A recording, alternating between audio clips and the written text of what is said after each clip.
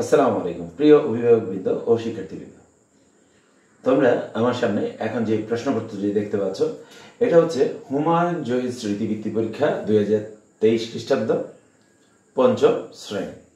আমি আবার বলছি, আমার এখানে যে প্রশ্নপত্রটি আজকে রয়েছে হুমায়ুন জহির স্মৃতিবৃত্তি পরীক্ষা 2023 খ্রিস্টাব্দ পঞ্চম শ্রেণী। সময় 2 ঘন্টা 30 মিনিট, পূর্ণমান 100। বিষয় বাংলা, সাধারণ জ্ঞান, ইংরেজি, গণিত, বিজ্ঞান। মোট 5টি অংশের উপর আমার এখানে প্রশ্নপত্র প্রণয়ন করা হয়েছে। বাংলা 25 নম্বর, শব্দার্থ, শূন্যস্থান পূরণ, প্রশ্নগুলোর উত্তর দাও, যুক্তবর্ণ ভেঙে দেখাও, নিচের প্রশ্নগুলোর উত্তর দাও। আমরা এখানে আমি যদি চলে আসি, একেবারে সবার প্রথমে রয়েছে শব্দার্থ লিখন। এখানে 1, 2, 3 মোট 3টি শব্দ রয়েছে এবং এটার অর্থ লিখতে হবে। 3 গুণ 1 3।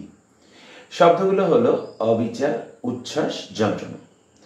2 নং প্রশ্ন, শূন্যস্থান পূরণ করে পূর্ণবাক্য খাতায় লিখো। ক, খ, গ, ঘ মোট 4টি প্রশ্ন রয়েছে। 4 গুণ 1 সমান হচ্ছে কত? 4।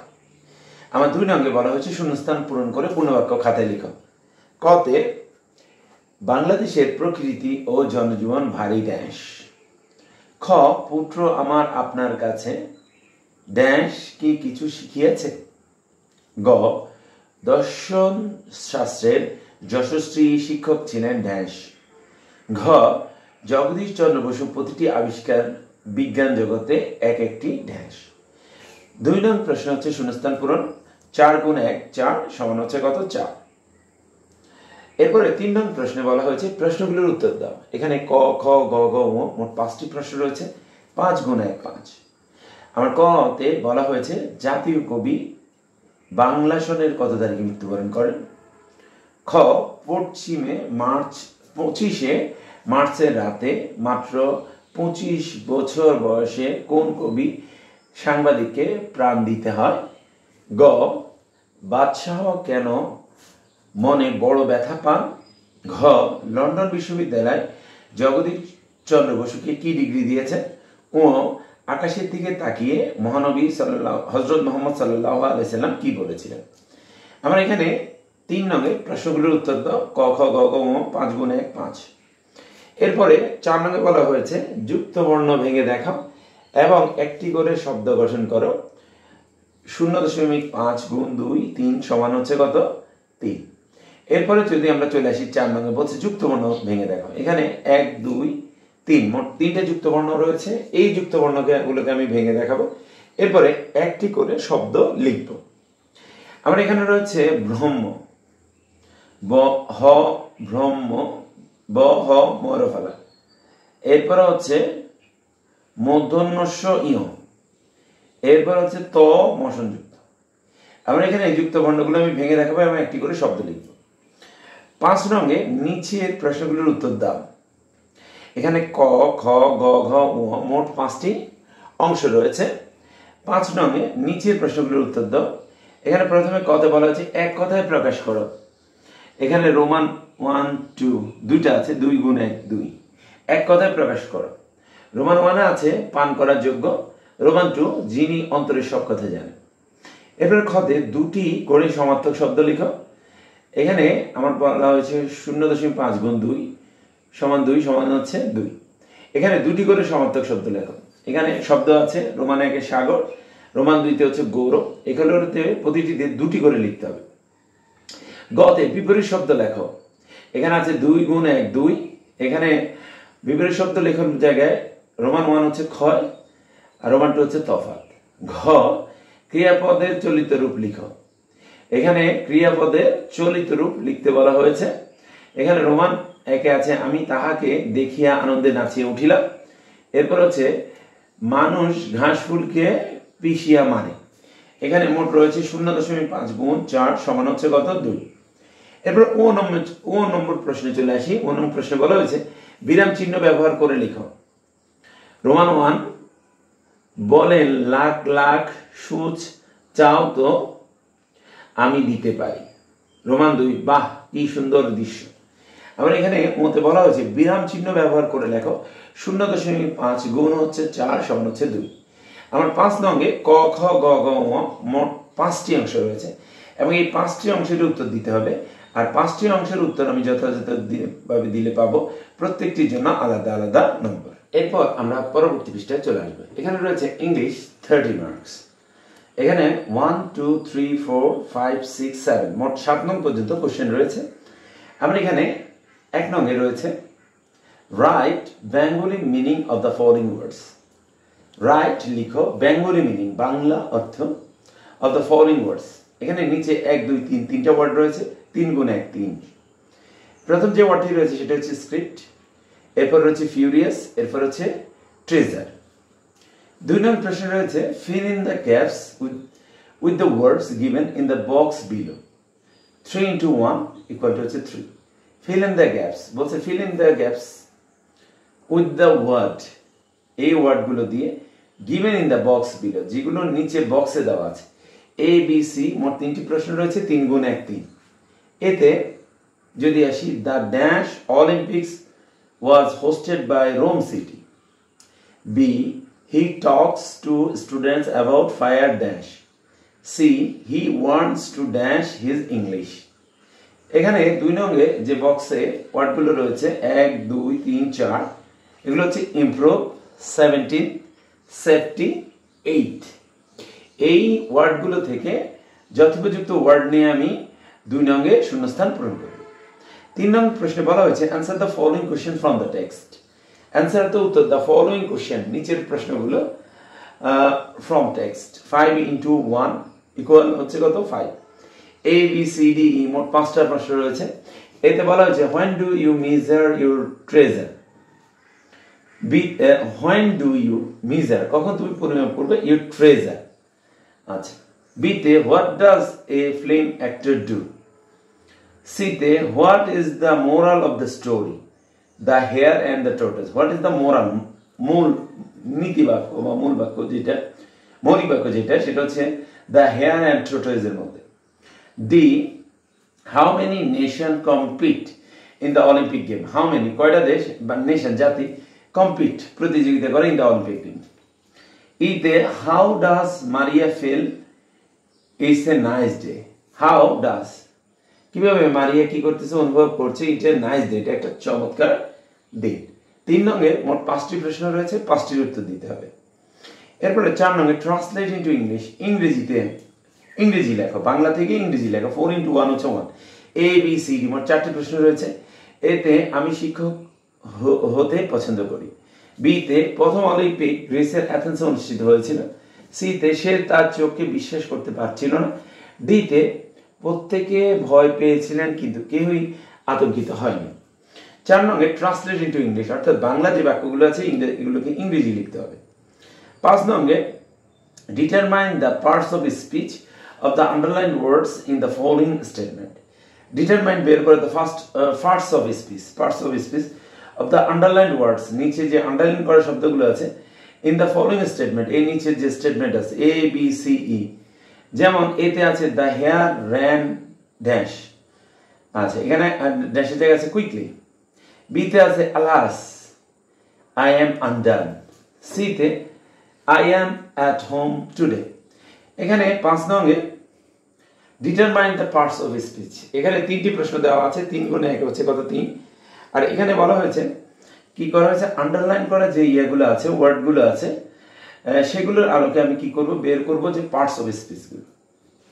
6 নঙ্গে make WH question with the underline words in the following statements. Make WH question তৈরি করব উইথ দ্য আন্ডারলাইন ওয়ার্ডস, আন্ডারলাইনকৃত ওয়ার্ডগুলো দিয়ে ইন দ্য ফলোইং স্টেটমেন্ট, নিচে যে বিবৃতিগুলো আছে। এখানে আছে 3 গুণে 1 হচ্ছে 3। এতে Humayun Zahir died in 1993। B তে the earth moves round the sun, the সানের নিচে আন্ডারলাইন আছে, এখানে ইন 1993 নিচে আছে। সি তে the next day was awful, পরবর্তী দিন ছিল আরো কি ভয়াবহ। আর এখানে দেওয়া আছে অফুলের নিচে আন্ডারলাইন। এখানে মেক WH কোশ্চেন তৈরি আন্ডারলাইন ওয়ার্ডস, এই যে আন্ডারলাইন কিন্তু যে ওয়ার্ডগুলো আছে সেগুলোর ভিতরে ইন দ্য ফলোইং স্টেটমেন্ট, নিচে যে বিবৃতিগুলো। আর এখানে 3 গুণে 1 3 কত 3 নম্বর। 7 নঙ্গে বলা হয়েছে rewrite the following sentence. Rewrite অর্থ পুনরায় লেখো নিচের বাক্যগুলো using the first and present continuous tense, first এবং প্রেজেন্ট কন্টিনিউয়াস টেন্স ব্যবহার করে। এখানে A B C 3টি প্রশ্ন রয়েছে, 3 গুণে 1 3। এখানে এতে রয়েছে when the fire started I watched television. when fire started ফুল স্টপের পরে I ব্র্যাকেটের ভিতরে আছে watch television. B তে the boys play in the park. এখানে play ব্র্যাকেটের মধ্যে আছে। C তে they study last night. এখানে they study হচ্ছে কি ব্র্যাকেটের ভিতরে আছে। আমার A B C মোট 3টি প্রশ্ন রয়েছে, 3টি প্রশ্নের উত্তর দিতে হবে এবং এখানে কি করতে হবে রাইট ফর্মস অফ ভার্বস লিখতে হবে, সঠিক রূপ লিখতে হবে ভার্বের first and present continuous tense, first এবং প্রেজেন্ট টেন্সের কন্টিনিউয়াস টেন্সের উপর ভিত্তি করে। এরপর আমরা পরবর্তী পৃষ্ঠায় চলে আসি। এখানে ইংরেজি যে বাকি অংশটুকু 8 নং এবং 9 নং এটা এখানে রয়েছে। এখানে 8 নং এ বলা হয়েছে rearrange the following letters or words so that they make sense. 3 গুণ 1 3। rearrange the following letters, নিচের যে ওয়ার্ডগুলো আছে এগুলোকে রিঅ্যারেঞ্জ করো letters or word শব্দগুলো বা বর্ণগুলো so that যাতে they make sense, যেগুলো যাতে তারা সেন্স তৈরি করে, অর্থপূর্ণ হয় আর কি। তাহলে আমার এতে আছে এ A P T S E আর, এই যে লেটারগুলো আছে এগুলোকে আমি সাজিয়ে লিখব। বি তে ওয়ান্ডারফুল দেয়ার সাম ওয়াটারফলস দেয়ার, তারপর আর এখানে বি তে যে ওয়ার্ডগুলো আছে এগুলো আমি সাজিয়ে লিখব। সি তে would was forget experience we never end it, এখানে সি তে যে ওয়ার্ডগুলো আছে সেগুলো আমরা কি করব সাজিয়ে লিখব। এখানে 8 নং এ এ বি সি মোট 3টি প্রশ্ন রয়েছে, 3 গুণ 1 3 নম্বর। এরপর 9 নং এ use capital letter and punctuation mark, এখানে বলা হয়েছে 0.5 গুণ 6 সমান হচ্ছে 3। এখানে 9 নং এ বলা হয়েছে ইউজ ক্যাপিটাল লেটার, ব্যবহার করো capital letter and punctuation mark বিরাম চিহ্ন। এখানে একটি বাক্য দেওয়া আছে what are we going to do asked plot. আচ্ছা, এখানে যে বাক্যটি আছে এই বাক্যটিকে আমরা কি করব ক্যাপিটাল লেটার এবং পাংচুয়েশন মার্ক ব্যবহার করে আমরা সঠিকভাবে লিখব, আর এই বাক্যটিকে আমরা সঠিক করে লিখলে পাবো 3 নম্বর। এরপর আমি চলে আসি সাধারণ জ্ঞান হচ্ছে কত 5। এখানে বলা হয়েছে প্রত্যেক প্রশ্নের মান সমান। এখানে 1 2 3 4 5 মোট 5টি সাধারণ জ্ঞানের প্রশ্ন রয়েছে এবং 5টির উত্তর দিতে হবে, আর 5টি সঠিকভাবে উত্তর দিলে আমি পাবো কত 5 নম্বর। একে আছে কত সালে লালবাগ কেল্লা নির্মাণ করা হয়। 2 এ বাংলাদেশের প্রথম উৎক্ষেপিত স্যাটেলাইটের নাম কি। 3 নং এ বাংলাদেশের কেন্দ্রীয় শহীদ মিনার কোথায় অবস্থিত। 4 এ হু কি। এরপর 5 এ আইসিসি এর পূর্ণরূপ লিখো। এখানে আমার সাধারণ জ্ঞান রয়েছে 5 নম্বর এবং প্রত্যেক প্রশ্নের মান হচ্ছে সমান। এখানে 1 2 3 4 5 মোট 5টি প্রশ্ন রয়েছে এবং 5টি প্রশ্নের উত্তরই আমাকে খাতায় লিখতে হবে। এরপর আমরা চলে আসি গণিত হচ্ছে 30 নম্বর। ডান পাশে সংখ্যা প্রশ্নের মান জ্ঞাপক, ডান পাশের সংখ্যা প্রশ্নের মান জ্ঞাপক। গণিত হচ্ছে 30 নম্বর। এখানে আমরা 1 2 এবং 3 নং প্রশ্ন দেখতে পাচ্ছি। আমরা যদি এখানে 1 নং এ চলে আসি সংক্ষেপে উত্তর দাও। এখানে রয়েছে ক তে 1 হেক্টর সমান কত একর। খ তে একটি বই 500 টাকায় ক্রয় করে 480 টাকায় বিক্রি করলে শতকরা কত টাকা লাভ বা ক্ষতি হবে। গ তে 2 লিটার দুধকে 5 জন শিশুর মধ্যে সমানভাবে ভাগ করে দিলে প্রত্যেকে কত লিটার দুধ পাবে। ঘ তে ক্ষুদ্রতম মৌলিক সংখ্যা কোনটি। ও তে কর্ণ কাকে বলে। আমার এখানে 1 নং এর সংক্ষেপে উত্তর দাও। এখানে ক খ গ ঘ ও মোট 5টি প্রশ্ন রয়েছে এবং 5টি প্রশ্নেরই উত্তর দিতে হবে। 2 এ একটি সাইকেল তৈরি কারখানায় 5 দিনে 3005টি সাইকেল তৈরি করা হয়। আমি যদি আবার চলে আসি এখানে উদ্দীপকে বলা হয়েছে একটি সাইকেল তৈরি কারখানায় 5 দিনে 3005টি সাইকেল তৈরি করা হয়। এখানে কথা বলা হয়েছে এক সপ্তাহে কতটি সাইকেল তৈরি করা হবে। খ তে 7813টি সাইকেল তৈরি করতে কতদিন সময় লাগবে। আমার এখানে উদ্দীপকের আলোকে ক খ 2টি প্রশ্ন রয়েছে এবং এই 2টি প্রশ্নের উত্তর দিলে আমি পাবো 5 নম্বর। এরপর 3 নম্বর বলা হয়েছে কিছু টাইলস এর দৈর্ঘ্য 8 সেন্টিমিটার এবং প্রস্থ 6 সেন্টিমিটার। টাইলস গুলো মেঝেতে বসিয়ে একটি বর্গক্ষেত্র বানাতে হবে। আমি যদি আবার চলে আসি কিছু টাইলস এর দৈর্ঘ্য 8 সেন্টিমিটার এবং 6 সেন্টিমিটার। টাইলস গুলো মেঝেতে বসিয়ে একটি বর্গক্ষেত্র বানাতে হবে। কত বলা হয়েছে সবচেয়ে ছোট বর্গক্ষেত্রের এক বাহুর দৈর্ঘ্য কত হবে। ঘ তে বলা হয়েছে সবচেয়ে ছোট বর্গক্ষেত্র বানাতে কয়টি টাইলস লাগবে। আমার এখানে 3 নং এ উদ্দীপকের আলোকে ক খ 2টি প্রশ্ন রয়েছে আর এই 2টি প্রশ্নের সঠিক উত্তর আমি খাতায় লিখলে পাবো 5 নম্বর।